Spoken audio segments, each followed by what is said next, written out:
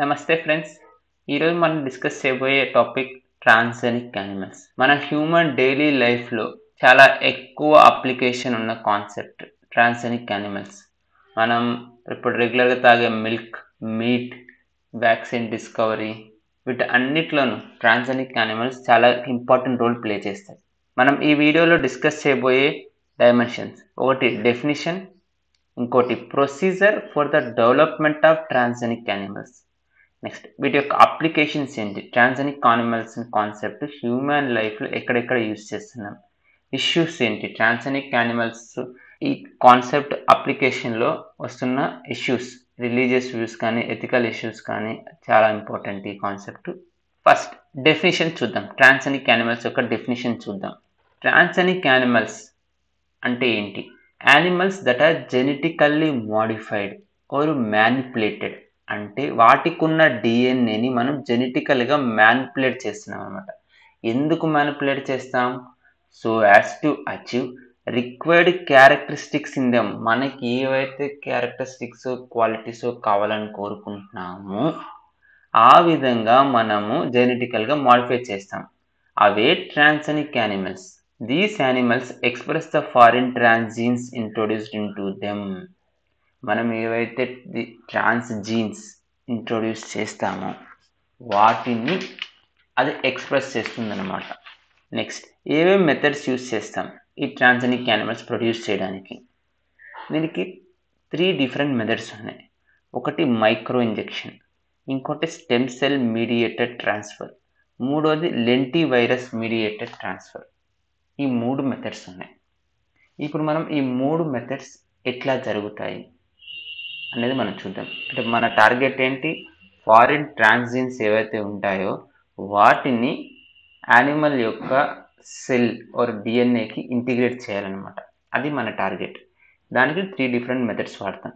ఫస్ట్ది micro injection. మనం పక్కన డయాగ్రామ్ చూడొచ్చు. మైక్రో ఇంజెక్షన్ అంటే వెరీ సింపుల్. ఒక మైక్రో ఇంజెక్షన్ తీసుకుంటాం, దానికి ఒక నీడిల్ ఉంటుంది, లోపల ఫారిన్ డిఎన్ఏ ఉంటుంది. ఈ డిఎన్ఏ డైరెక్ట్ ఇంజెక్ట్ చేసేస్తాం మనం న్యూక్లియస్ లోపలికి, మనకు కావాల్సిన ఫారిన్ డిఎన్ఏ. ఈ డిఎన్ఏ వెళ్ళేసి ఇంటిగ్రేట్ అయిపోతుంది అనమాట. ఇది హైలీ ఇన్ఎఫిషియంట్ సిస్టమ్. మనము ఎన్నో ఇంజెక్షన్స్ చేస్తే 100 చేస్తే లెస్ 20-30% వరకు ఇంజెక్ట్ అవుతాయి అనమాట. దీనివల్ల మనకి ప్రొడక్షన్ కాస్ట్ ఎక్కువ మరియు ఎక్కువ టైం తీసుకుంటుంది. నెక్స్ట్ మెథడ్ ఏంటంటే స్టెమ్ సెల్ మీడియేటెడ్ ట్రాన్స్ఫర్. అసలు ఇది ఎలాగో వర్క్ అవుతుంది? మన పేరులో ఉంది స్టెమ్ సెల్. స్టెమ్ సెల్ని వాడుకొని, ఒక మీడియేటర్లా వాడుకొని ట్రాన్స్ఫర్ చేస్తాం. మనకు కావాల్సిన యానిమల్ లోపలికి ట్రాన్స్జీన్ ట్రాన్స్ఫర్ చేస్తాం. అంటే ఇక్కడ మీడియేటర్ ఏంటి? Stem cell. మరి స్టెమ్ సెల్ ఎక్కడ తీసుకుంటాం? ఒక inner mass cell of embryo, ఏదైనా ఒక యానిమల్ ఏదైతే ఉందో ఆ యానిమల్ యొక్క ఫెర్టిలైజేషన్ అయినాక ఆ ఎంబ్రియోలో నుంచి స్టెమ్ సెల్స్ తీసుకుంటాం మనం. ఈ స్టెమ్ సెల్స్కి మనకు కావాల్సిన డిఎన్ఏని ఇంజెక్ట్ చేస్తాం. అది వైరస్ అనే వెక్టర్ని వాడుకోవచ్చు. మన రీకాంబినెంట్ డిఎన్ఏ టెక్నాలజీ ఏదైతే ఉందో ఆ టెక్నాలజీలో మనం ఏదో ఒక ప్లాస్మిడ్ వైరస్ వెక్టర్ని యూజ్ చేసుకొని మన స్టెమ్ సెల్ లోపలికి కావాల్సిన డిఎన్ఏని ట్రాన్స్ఫర్ చేసుకుంటాం. ఈ ట్రాన్స్ఫెక్టెడ్ ఎంబ్రియోనిక్ స్టెమ్ సెల్స్ ఏవైతే ఉన్నాయో వీటిని నార్మల్ బ్లాస్టోసిస్ట్ లేకపోతే ఆల్రెడీ ఫెర్టిలైజ్ అయిన ఇంకో యానిమల్ యొక్క బ్లాస్టోసిస్ట్లోకి ట్రాన్స్ఫర్ చేస్తాం. ఈ ట్రాన్స్ఫర్ అయిన బ్లాస్టోసిస్ట్ నెక్స్ట్ ప్రొడ్యూస్ చేసే యానిమల్స్ ట్రాన్స్జెనిక్ యానిమల్స్ అంటారు. అండ్ మన ట్రాన్స్జీన్స్ ఎక్స్ప్రెస్ అవ్వడం మొదలైంది. అంటే ఇక్కడ ఏం లేదు, ఒక యానిమల్ యొక్క ఎంబ్రియో నుంచి స్టెమ్ సెల్స్ తీసుకొని ఆ స్టెమ్ సెల్స్ లోపలికి మనకు కావాల్సిన ట్రాన్స్జీన్స్ ఇంటిగ్రేట్ చేసి ఆ స్టెమ్ సెల్స్ని, ఎంబ్రియోనిక్ స్టెమ్ సెల్స్ని వేరే యానిమల్ లోపలికి ఇంట్రొడ్యూస్ చేస్తాం. తర్వాత అది నెక్స్ట్ జనరేషన్ ప్రోజన్ ఏదైతే ఉంటుందో ఆ ప్రోజన్ ట్రాన్స్జెనిక్ యానిమల్ అవుతుంది. That's very simple. Next Lent virus mediated transfer అనమాట. ఇక్కడ మనం వాడుకునే మీడియేటర్ అంటే మీడియం దేని ద్వారా మనం ఈ ఫారిన్ ట్రాన్స్జీన్ని ట్రాన్స్ఫర్ చేస్తామంటే అది లెంటి వైరస్.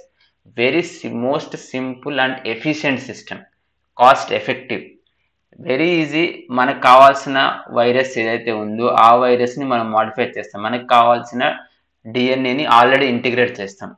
వైరస్కి ఒక ప్రాపర్టీ ఉంటుంది. మనం వైరస్ ఏ సెల్ని అయితే అటాక్ చేస్తుందో ఆ సెల్ లోపల ఉన్న డిఎన్ఏకి ఇంటిగ్రేట్ అయిపోతుంది. తన డిఎన్ఏ ఆ డిఎన్ఏ ఇంటిగ్రేట్ చేస్తుంది. అది దాని యొక్క ఫంక్షనింగ్ స్టైల్. మనం ఆ టెక్నిక్‌ని వాడుకొని డైరెక్ట్ మనకు కావాల్సిన డిఎన్ఏని వయా వైరస్ ఇంటిగ్రేట్ చేస్తాం. ఈ విధంగా లెంటివైరస్ మీడియేటెడ్ ట్రాన్స్ఫర్ వర్క్ అవుతుంది. ఇవి ఈ 3 different types of or methods of production of the transgenic animals. Micro injection, stem cell mediated transfer, మూడోది లెంటివైరస్ మీడియేటెడ్ ట్రాన్స్ఫర్. నెక్స్ట్ అప్లికేషన్స్కి వెళ్దాం. First and most important application molecular farming. ఏంటి molecular farming అంటే ఏంటి? The technique of producing human proteins of pharma value in the blood and milk of transgenic animals on an industrial scale is molecular farming. అంటే animals యొక్క blood and మిల్క్లో మనకు కావాల్సిన ప్రోటీన్స్ని తయారు చేసుకోవడమే molecular farming. అది కూడా ఇండస్ట్రియల్ స్కేల్ అంటే large అమౌంట్లో తయారు చేయడమే మాలిక్యులర్ ఫార్మింగ్ అంటారు. ఎగ్జాంపుల్ ఏంటి? హ్యూమన్ ఇన్సులిన్ అనేది మిల్క్, పిగ్ మిల్క్లోను వాటిలోనూ తయారు చేయొచ్చు.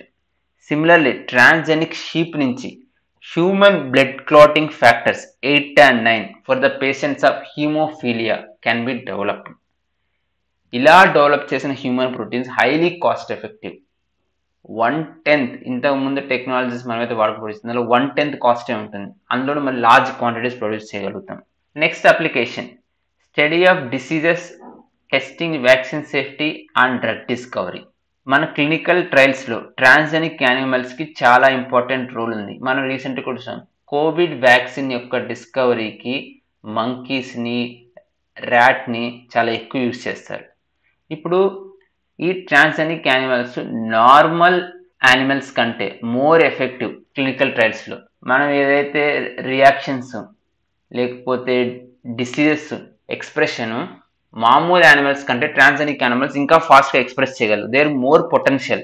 సపోజ్ ఏదైనా క్యాన్సర్ రిలేటెడ్ మెడిసిన్ టెస్ట్ చేయాలనుకుందాం అనుకోండి, ఈ ట్రాన్స్జెనిక్ యానిమల్స్ ఫాస్ట్గా క్యాన్సర్ని డెవలప్ చేసుకోగలరు రాదర్ దెన్ నార్మల్ యానిమల్స్.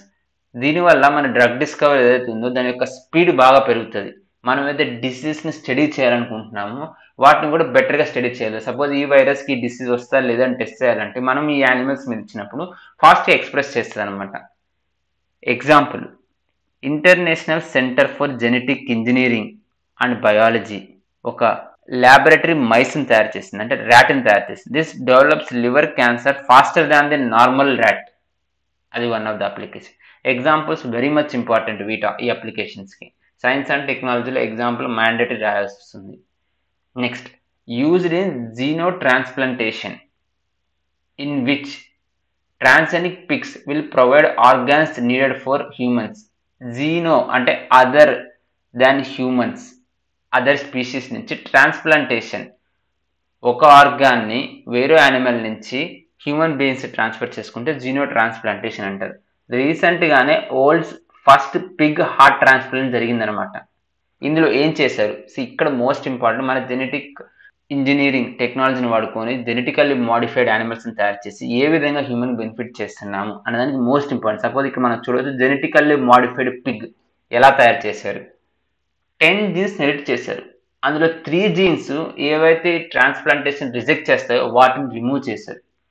ఒక జీన్ని స్విచ్ ఆఫ్ చేశారు టు ప్రివెంట్ ఎక్సెసివ్ గ్రోత్, అంటే హార్ట్ని కావాల్సినంత సైజుకే పెంచుకునే విధంగా.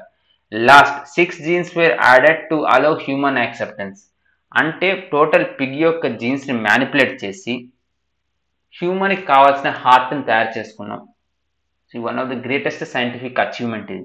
ఈ విధంగా మనకు కావాల్సిన ఆర్గాన్స్ని కూడా మనం అదర్ యానిమల్స్లో ప్రొడ్యూస్ చేసుకోగలుగుతాం. One of the good example of transgenic animals ఇది. Next increasing quality and health of animals. Quality and health, చాలా డిసీజెస్కి ఇన్సెక్ట్స్ నుంచి వాటి నుంచి ప్రొటెక్ట్ చేయడానికి డిసీజ్ రెసిస్టెంట్ యానిమల్స్ని తయారు చేస్తున్నాం. అదేవిధంగా ఒకటి క్వాలిటీ పెంచుతున్నాం, అంటే ఎక్కువ మీట్ ఇవ్వగలిగేది, ఎక్కువ మిల్క్ ఇవ్వగలిగేది, అటువంటి యానిమల్స్ని మనం తయారు చేస్తున్నాం అన్నమాట. For example Madurai Kamaraj university example చాలా ఇంపార్టెంట్, అందుకే మళ్ళీ రిపీట్ చేస్తున్నాను. Madurai Kamaraj university developed A rohu fish that grows many times faster than the normal rohu fish on the same feed. అదే amount of feed or food ఇస్తే రోహు ఫిష్ ఇంకా ఎక్కువ డెవలప్ అవుతుంది. అంటే ఎక్కువ ఫిష్ యొక్క వెయిట్ పెరుగుతుంది, దాని యొక్క ప్రొడక్టివిటీ పెరుగుతుంది, జనాలకు ఫుడ్ ఎక్కువ ఇవ్వగలుగుతాము, అదేవిధంగా ఫార్మర్స్ కూడా బెనిఫిట్ అవుతుంది అనమాట. Next application alteration of natural products. ఏవైతే యానిమల్స్ యొక్క న్యాచురల్ ప్రొడక్ట్స్ లైక్ మిల్క్ ఉంటుందో ఆర్ మీట్ ఉంటుందో వాటిని కూడా మనం ఆల్టర్ చేసుకోవచ్చు హ్యూమన్ బీయింగ్ నీడ్ ప్రకారం. Like less cholesterol, zero cholesterol, animal meet with increased protein, as well as animal products without their natural substances that can cause allergies in man. మనకి ఏదైతే allergy create చేస్తో కొన్ని animal products వల్ల వాటిని మనం తగ్గించుకోవచ్చు. For example lactose intolerance. కొంతమంది చిల్డ్రన్స్కి lactose intolerance ఉంటుంది, వాటికి లాక్టోజ్ ఫ్రీ మిల్క్ మనం డెవలప్ చేసుకోవచ్చు ట్రాన్స్జెనిక్ యానిమల్స్. ఈ విధంగా milk and other natural products of animals ఏవైతే మనం వాటిని కూడా మ్యానిపులేట్ చేయగలుగుతాం. Next increasing the ornamental value of pets. Pets అంటే సపోజ్ అక్వేరియంలో వాడే ఫిష్ మనకి తగ్గట్టుగా ఎక్కువ దాని యొక్క ఆర్నమెంటల్ వాల్యూ ఎక్కువ ఇంప్రూవ్ చేసే విధంగా. For example Madurai Kamaraj university ఒక అక్వేరియం ఫిష్ డెవలప్ చేసింది విచ్ ఎక్సిబిట్ ఫ్లోరోసెన్స్, అంటే ఆ lighting more than normal fishes. ఈ ఫిష్కి జీన్స్ ఎక్కడి నుంచి వచ్చాయి? Based on the jeans derived from A jelly fish. ఒక జెల్లీ ఫిష్ నుంచి ఫ్లోరోసెన్స్ ఎక్సిబిట్ చేసే జీన్ని ఈ నార్మల్ ఫిష్ లోపల ఇన్సర్ట్ చేశారు. దీనివల్ల బెటర్ ఫ్లోరోసెన్స్ వస్తుంది, ఎక్కువ లైటింగ్ ఎక్స్ప్రెస్ చేయగలుగుతుంది. Last important biodiversity conservation. ఏవైతే మనం యానిమల్స్ని కన్జర్వ్ చేయాలనుకుంటున్నామో వాటిని ట్రాన్స్జెనిక్ యానిమల్స్ కాన్సెప్ట్ ద్వారా బెటర్గా మనం సేవ్ చేయగలుగుతాం. ఇది మన నేచర్ని ప్రొటెక్ట్ చేయగలుగుతాం. లాస్ట్ మన గవర్నమెంట్ ఆఫ్ ఇండియా కూడా ఈ ట్రాన్స్జెనిక్ యానిమల్స్ కాన్సెప్ట్ని యూజ్ చేసుకొని యానిమల్ హస్బెండరీని డెవలప్ చేయాలనుకుంటున్నారు. అందులో భాగంగానే రాష్ట్రీయ గోకుల్ మిషన్, మనకు తెలుసు ఆర్టిఫిషియల్ ఇన్సెమినేషన్ ఆఫ్ క్యాటిల్. ఇప్పుడు మన విలేజెస్లోను సిటీస్లో మనం చూస్తాం high quality or high productive cattle జీన్స్ని ఫీమేల్ క్యాటిల్లోకి ఇంట్రొడ్యూస్ చేస్తున్నారు ఇప్పుడు మొత్తం ఆర్టిఫిషియల్ ఇన్సెమినేషన్. మళ్ళీ నేటివ్ బ్రీడ్స్ని కూడా ప్రొటెక్ట్ చేయడానికి రాష్ట్రీయ గోకుల్ మిషన్లో నేటివ్ బ్రీడ్స్ యొక్క ప్రొడక్టివిటీని కూడా పెంచడానికి ట్రై చేస్తున్నాం అనమాట. ఇవి different applications of transgenic animals. Last issues with transgenic animals. ఏంటి ట్రాన్స్జెనిక్ యానిమల్స్ కాన్సెప్ట్ ప్రాబ్లమ్స్ ఏమున్నాయి? ఎథికల్, రిలీజియస్, సోషల్ డైమెన్షన్స్ ఉన్నాయి వీటికి. ఫస్ట్ మనం ఎథికల్ చూద్దాం. Animals were reduced to mere factories to produce human needs. Is it ethical? యానిమల్స్ని మనం ఇప్పుడు foreign కంట్రీస్లో చాలా పౌల్ట్రీ ఫామ్లో కానీ, పిగ్ ఫామ్లో కానీ, క్యాటిల్ ఫామ్లో కానీ చూడొచ్చు.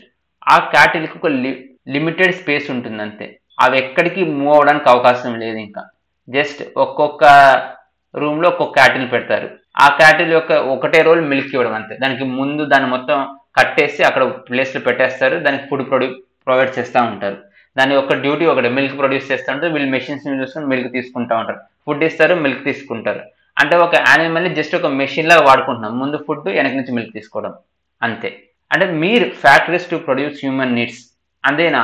ఒక యానిమల్ ఎండ్ అదేనా మనం చూసేది? దానికంటే ఒక లైఫ్ అనేది ఉంటుంది, గాడ్ క్రియేట్ చేసిన లైఫ్ ఉంది, ఫ్రీగా రోమ్ చేయాలి. కానీ అట్లా లేదు, జస్ట్ హ్యూమన్ నీడ్స్ మీట్ అవ్వడానికి. దానికి మన పౌల్ట్రీ ఫామ్కి వెళ్తే ప్రతి చికెన్కి కనీసం మూవ్ అవ్వడానికి కూడా స్పేస్ ఉంటుంది. అది ఎంతవరకు ఎథికల్ అనేది one of the issue. Second issue impact on biodiversity. ఇప్పుడు మనము జెర్సీ కౌ, బఫెల్లో అన్ని imported and highly genetically modified క్యాటిల్ని మనం వాడుకుంటున్నాం. వీటి వల్ల నేటివ్ యానిమల్స్కి ఏవైతే డిమాండ్ ఉందో అది బాగా తగ్గిపోతుంది. ఇప్పుడు ఫార్మర్స్ అందరూ ఆ imported and highly genetically modified ఆ క్యాటిల్ని యూజ్ చేస్తున్నారు. కానీ మన నేటివ్ యానిమల్స్ ఏవైతే లోకల్ కండిషన్స్కి, మన ట్రాపికల్ కండిషన్స్కి, ఇక్కడున్న ఇన్సెక్ట్స్ వాటికి అడాప్ట్ అయిన ఉన్నవి. కానీ దీని యొక్క పాపులేషన్ రోజు రోజుకి తగ్గిపోతుంది అనమాట. కొన్ని రోజులకి ఎక్స్టింక్ట్ అయ్యే ప్రమాదం కూడా ఉంది.